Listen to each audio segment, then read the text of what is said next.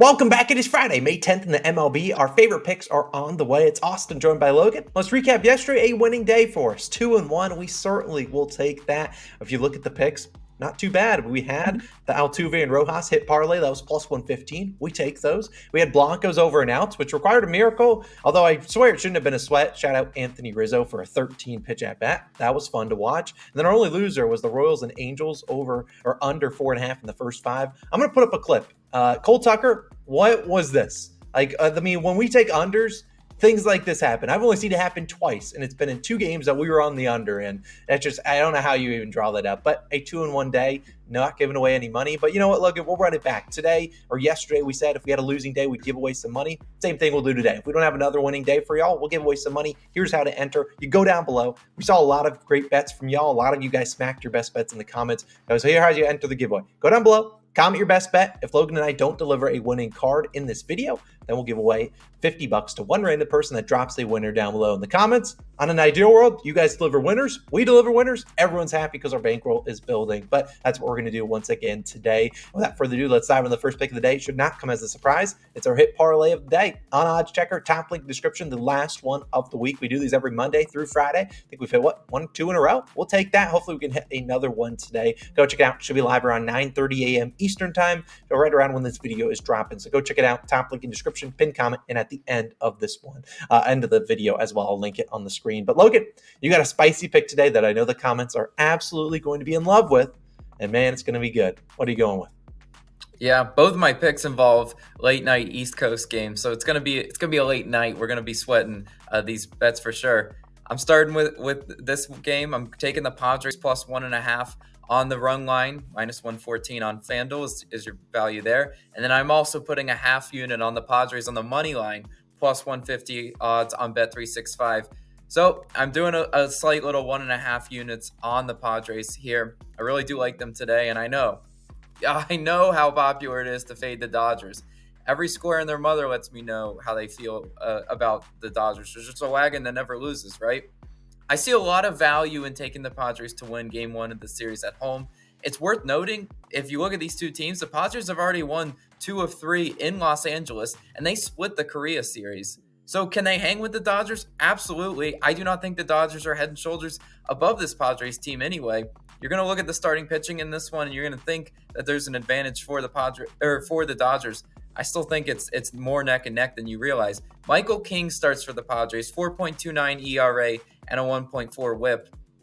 King, 93rd percentile on off-speed run value. That's important because he needs to give the Dodgers a healthy mix of changeup and sweeper. King has a 4-pitch mix with those 2 pitches and also a fastball and sinker. That's really how you get this Dodgers team out, in my opinion. You cannot be one of those like 2-pitch type pitchers. They feast on guys like that. Michael King has to be sharp today, and I think he will be. He had a great start in Arizona in his most recent outing, went 6 innings pitched, 0 earned runs, which is what I needed to see from him because in his prior 2 starts, he allowed 6 and 4 earned runs. Now, everyone and their mother is going to be on Michael King earned runs. That will be a very, very popular pick today.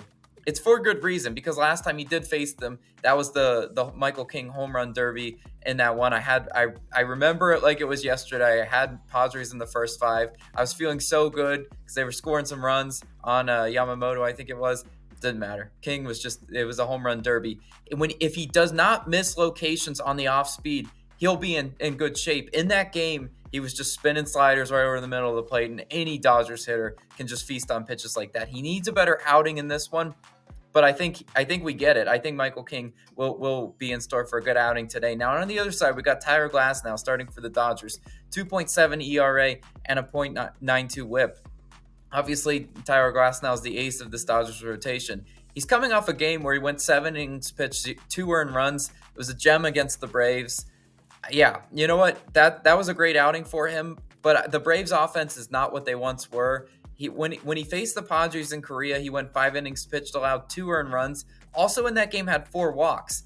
Plate discipline is very key for the Padres today. Glasnow is only 27th percentile in chase percentage, meaning when he's throwing those pitches outside of the zone, sometimes those hitters are able to distinguish pretty quickly, oh no, that's not going to be in the zone. I don't have to swing at that. They have to work some long counts for Glasnow, and I think they do that today. Glasnow has a 5.5 strikeout prop. His last 5 starts, let me tell you about his numbers: 10, 9, 10, 5, and 14 strikeouts. So that just looks free as air, right? You look at the last 5 starts for Glass now, you're just like, wow, I might as well put my 401k on his over in Ks.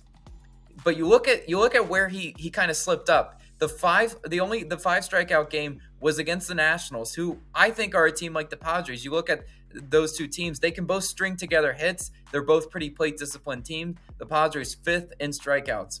They're a reason why I like this matchup against Glasnow today, because normally they're not expanding the zone. Normally they're working long counts against these pitchers. Padres also hitting 273 versus righties over their last 3 games. They've been seeing right-handed pitching pretty well. Look at these two offenses compared side by side. A very important stat I always talk about: how are you hitting with runners in scoring position? Padres hitting 275 with runners in scoring position. Dodgers hitting 276. Neck and neck there. Who's going to get the timely hits today? I still think it could be the Padres, and I still like their matchup versus Glasnow. I'm not scared of seeing him on the mound. Look at the bullpens. Dodgers 6th in bullpen ERA. San Diego 17th in bullpen ERA. Padres bullpen has been getting better as the season's gone on. I still think the bullpen can keep us within 1 run to stand a chance at cashing the run line bet, and to also, give us a chance to cash the money line. I like the Padres a lot in this one. That's why I'm willing to risk 1.5 units on that little mini Padres stack. But Austin, got a player prop for us. Where are you going? Yeah, I got a player prop for y'all. I love the Padres pick. I hope they deliver a winner for us. That would be electric. Only a half unit play on the money line, full unit on the run line. When I was looking at the board today, I saw a pick that I think has 0 chance of losing.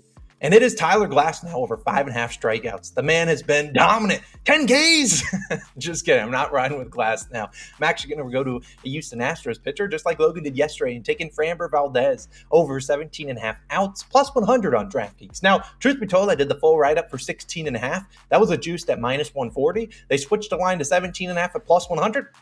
Count me in. I'd much rather a plus 100 than a 16.5 minus 140. Obviously, it could be like Blanco yesterday, who ended with 17 on the dot, but I'm pretty confident Valdez will get through the 6 if that's what it comes down to. And look, I really think this line should probably go up to minus 140, minus 150 as the day goes on. I personally played to about minus 130, maybe minus 135. Now, on the season, if you look at Valdez, he's only over this line at 18 plus outs, 6 innings pitched, only 1 of his 4 starts. But let's talk about the starts. In his first start of the year, 6 walks allowed to the Yankees. Obviously, the Yankees, as we saw yesterday, very annoying at the plate. They walk a lot. They just foul off a lot of pitches, and that's why you don't see a lot of guys go over and outs against them. Blanco, shout out to him. And in that game, it was also his first start of the season. Now, his next second start after that, 7 2/3 dominated. His third start was his first one back from injury. He missed about 3 or 4 weeks, and he only went 5 innings pitched, but he threw only 71 pitches. This is a guy that in his last start, 4th start of the year, went 5 1/3, threw over 90 pitches. The problem was the Mariners, a team that's seen him a ton, had 9 hits and 5 earned runs. In my opinion, if Valdez doesn't go 6 innings pitched here,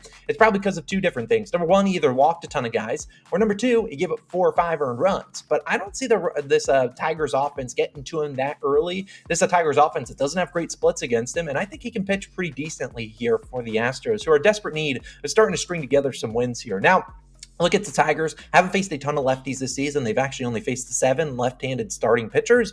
5 of the 7 went over this line, and the other 2 that missed had 4 and 7 earned runs. Like I said, if Valdez goes out there and gives up 4 or 7 earned runs, he's probably not going over this unless the Tigers are swinging at first pitch and the Astros are down 7-0 after 5. And they're like, well, might as well not tire our bullpen in game 1 of the series. Let's just run him out there for a 6th inning. But at the same time, we've seen last year, Valdez was much more efficient. I swear last year, you watched him have good start, bad start, good start, bad start. I mean, heck, I think he threw like a no-hitter or whatever, and then he got like rocked the next game. But you saw him coming off a terrible start last week, and I think he pitches better here. We saw last year, he pitched twice against Detroit. Both of them, he went 7 innings. One of them, he gave up 8 hits, still easily got the job done. The other one, he actually threw a no-hitter, walked 5 guys, but no-hitter through 7. This is a guy in Valdez over this line in 23 of 31 starts last season. Should be well in the line for 90, 95, maybe 100 pitches today, given that he's, a 2 or 3 starts removed from his injury. And as we saw yesterday from Blanco, the Astros are not afraid to run out their guy and their starting pitcher again.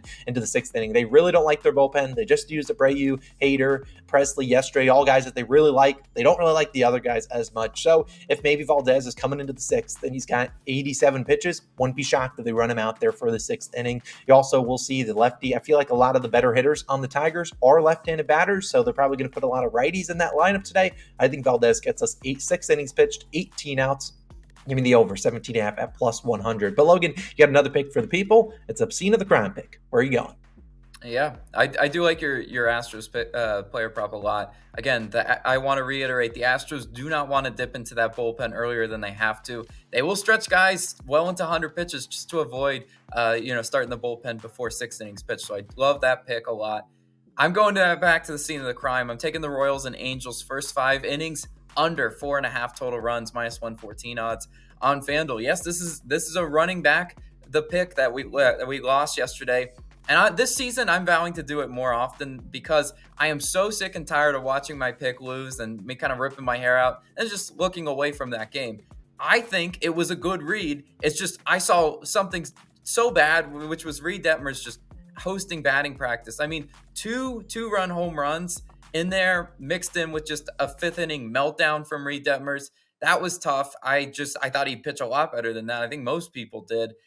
The lines in this game do not reflect Griffin Canning getting rocked in this one. If you look at Royals' first 5 run line, it's plus 120 on the minus a half. So you look at these 2 starting ERAs, you're like, oh my gosh, that should be free, right? I don't see it that way. Normally, they're pretty sharp on these first 5 run lines, and also the Royals only minus 116 on the full game money line. So you really ask yourself, why is the game priced this way? Because you look at Griffin Canning, 6.69 ERA and a 1.43 WHIP. Those numbers are atrocious. It seems like the Royals should be free as air in this one. But I want to alert you to this one. Canning has been better of late. He's only allowing a 189 opponent's batting average in his last 2 starts, and opponent's slugging is down to only 270. His season average was a 274 batting average allowed and a 467 slugging. So he's been getting better as the season's gone on. He just had a really, really bad start of the season. I've backed Griffin Canning before. Had to plug my nose a little bit, but he did go into Tampa Bay and throw a masterclass one of the times when I backed him. So he's capable of having good outings, believe it or not. And on the road, Kansas City only batting 209 versus righties this season. They're not the same offense on the road against righties as they are at home. At home, they hit a lot better. And then we look at on the other side, Alec Marsh starting for the Royals, 2.7 ERA and a 1.01 WHIP. Honestly, Alec Marsh has been a lot better than what I thought. He's 90th percentile in breaking run value and off-speed run value. Great at giving the Angels some, hopefully some off-speed pitches. The Angels only hitting 215 in their last 3 home games versus righties. I absolutely despise this Angels lineup. You just look at it 1 through 9. You ask yourself, like, where are the timely hits coming from? Angels 24th in batting average with runners in scoring position, only hitting 233. I know I'm kind of poking the bear at, calling this Angels offense bad, but it is what it is. I mean, their lineup is just not full strength. Obviously missing Mike Trout, and just it's not that great. So we have to run back this first 5 under. I think it was the right read yesterday. I just got some really, really tragic Reed Detmer start in there. I think Griffin Canning and Alec Marsh are both going to be serviceable enough and give us this first 5 under. I really do like this pick a lot. Yep, I love it too as well, Logan. Hopefully we can have a winning card there. Now, typically we talk about some nerfies here. I'll talk about one I liked, but both of the ones I think we liked are both a little bit too juiced. The ones we both looked at, I was looking at that Cubs one along with the Pirates. You got Jared Jones starting for the Pirates. He's one of the only pitchers that has not allowed a first inning run this season, so he's been really good. Javier Assad on the other side would have given it out. The problem is it's like minus 145, minus 150. Like nerfies are more likely a coin flip bet. So when you're getting minus 150 odds on them, just not worth it because there could be random things. It could be a wild pitch. It could be catcher's interference, which has been a big thing recently. It could just be errors, and that's kind of how you lose. Or a solo homer. It's just way too many ways to lose on a minus 150 nerfy bet. So we're not going to force one like the Cubs Pirates, although that is one we did consider. Logan, you want to touch on one other ones that we did look at?